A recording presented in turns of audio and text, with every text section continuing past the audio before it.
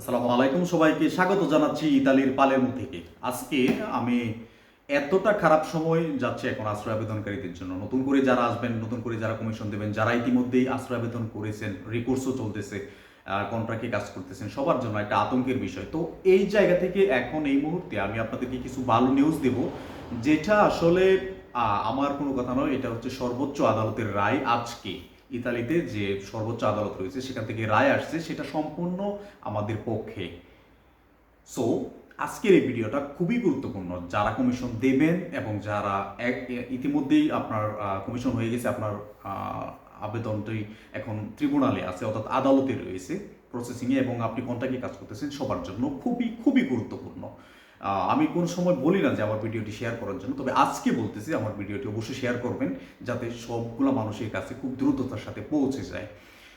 আচ্ছা, প্রথমত আমি যারা কমিশন দেবেন, কমিশন যারা দেবেন তাদের ভিতরে একটা আতঙ্ক কাজ করে যে আমি কি ধরনের গল্প আসলে বলবো, যে গল্পটা বললে আন্তর্জাতিক সুরক্ষা বা শরণার্থী মর্যাদা বা যেটা বলেন না কেন, বা আমি যাতে অ্যাকসেপ্ট হয়ে যাই, সেটা হোক 2 বছরের কাগজ বা 5 বছরের কাগজ, যেটা হোক না কেন, যাতে আমি অ্যাকসেপ্ট হয়ে যাই বা আমি এলিজেবল হয়ে যাই কমিশনেই, এটা আমাদের ইন্টেনশন থাকে, আমাদের উদ্দেশ্য এটাই থাকে আসলে নর্মালি। তো এটার মধ্যে আরো 2টা জিনিস আজকে থেকে অ্যাড হয়েছে, যেটা নর্মালি আমাদের জন্য খুবই খুবই ভালো পজিশন বলা যায়, বা খুবই ভালো একটা খবর আমাদের জন্য বলা যায়। সেটা কি?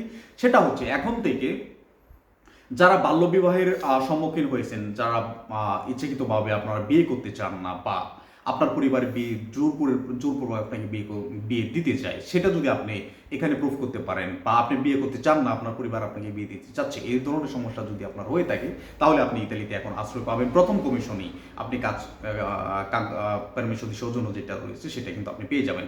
দ্বিতীয়ত, পারিবারিক যে সমস্যাটা আমরা নর্মালি এতদিন বলে আসতাম, যে আমার চাচার সাথে জমিনে দ্বন্দ্ব রয়েছে, আমার ভাইয়ের সাথে দ্বন্দ্ব রয়েছে, বড় ভাইয়ের সাথে দ্বন্দ্ব রয়েছে, কারণ মা বাবার সাথে, এরকম যে পারিবারিক যে সমস্যাগুলো রয়েছে, সেগুলো আমরা বললে যেগুলো আমলে নিত না, অর্থাৎ কমিশন রিজেক্ট করে দিত যে এইগুলা আসলে আন্তর্জাতিক যে নিরাপত্তার অধীনে যে প্রেক্ষাপটগুলো তারা বিবেচনা করে, সেগুলোর অধীনের বাইরে।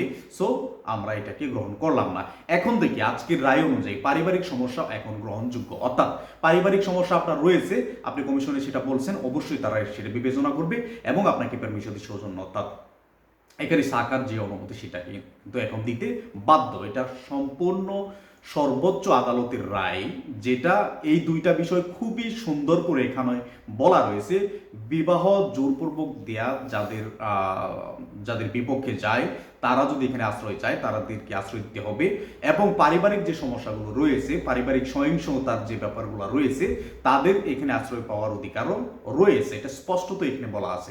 আচ্ছা, তৃতীয় যেটা আমাদের জন্য সবচাইতে খুশির খবর, যারা আমরা আশ্রয় আবেদনকারী এখানে রয়েছি, আমাদের ট্রিব্যুনালে অর্থাৎ আদালতে আমাদের রিকোর্সও চলতেছে, আমরা কন্ট্রাক্টে কাজ করতেছি, বছরের পর বছর কাজ করতেছি, বা আমরা কাজ করব নেক্সট টাইম, যাদের কমিশনে রিজেক্ট আসবে কাজ করব, তাদের জন্য সবচেয়ে খুশির খবর যেটা, যে সেটা হচ্ছে যে যারা এখানে স্পষ্ট বলা আছে, কোর্টের স্পষ্ট রায়ে বলা রয়েছে যে যারা অস্থায়ীভাবে পারমিট নিয়ে ইতিমধ্যেই কাজ করতেছেন, বিভিন্ন সেক্টরে কাজ করতেছেন, কৃষি হতে পারে, রেস্টুরেন্ট হতে পারে, নির্মাণ হতে পারে, বা যে কোনো কাজই হোক না কেন, সেখানে যদি আপনার কন্ট্রাক্টে কাজ করা থাকে এবং রেগুলার আপনি সরকারকে ট্যাক্স দিয়ে থাকেন, আপনাকে কিন্তু এখন পারমিশন সৌজন্য দিতে বাধ্য আদালত।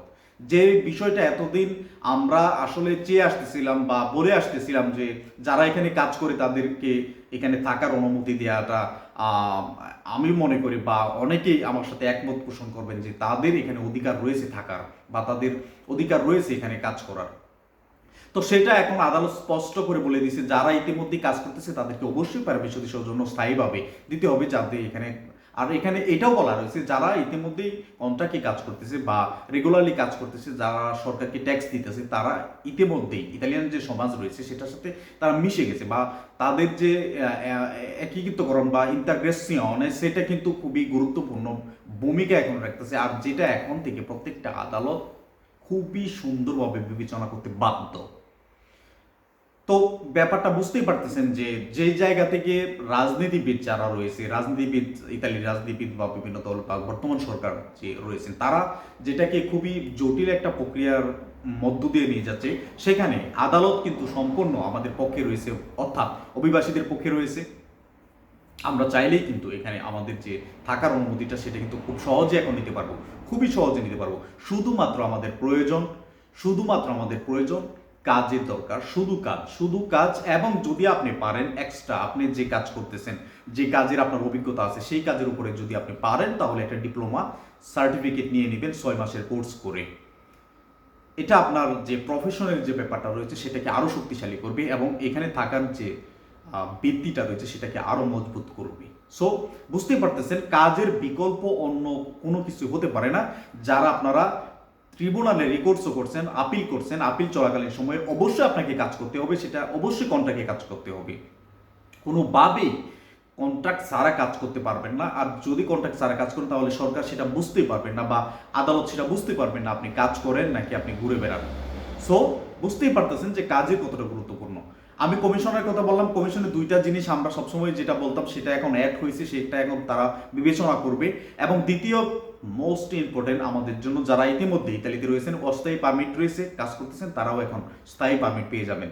আশা করি 100% থেকে 100% যদি আপনার বুস্তাব আগা যেটা বেতন স্লিপ রয়েছে সেটা যদি সঠিক হয়, অর্থাৎ ব্যাংকের মাধ্যমে আপনি লেনদেন করেন, আপনার যে মালিক রয়েছে উনি ব্যাংকের মাধ্যমে আপনাকে টাকাটা পাগারি করে বা আপনাকে টাকাটা দেয়, সেটা যদি সঠিক হয় 100% আপনি এখানে অনুমতি পাবেন থাকার। যে কনফিউশন ছিল আমাদের, যে সন্দেহ ছিল যে কি হয় না হয়, শুধু কি কন্ট্রাক্টে কাজ করলে আমি কাজ পেয়ে যাব, যে সন্দেহটা ছিল, আজকে থেকে আমি আশা করি এই সন্দেহটা আমাদের মধ্যে আর থাকবে না।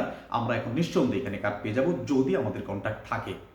অবশ্যই আদালত, যে নিম্ন আদালত রয়েছে, প্রত্যেকটা জেলা ভিত্তিক যে আদালতগুলো রয়েছে, বা রাজনৈতিক আশ্রয় পর্যালোচনা করে বা আপিল গ্রহণ করে যে আদালতগুলো রয়েছে, তারা এখন এই বিষয়টা চিন্তা করতে বা এই বিষয়টা দেখে সিদ্ধান্ত নিতে তারা এখন বাধ্য।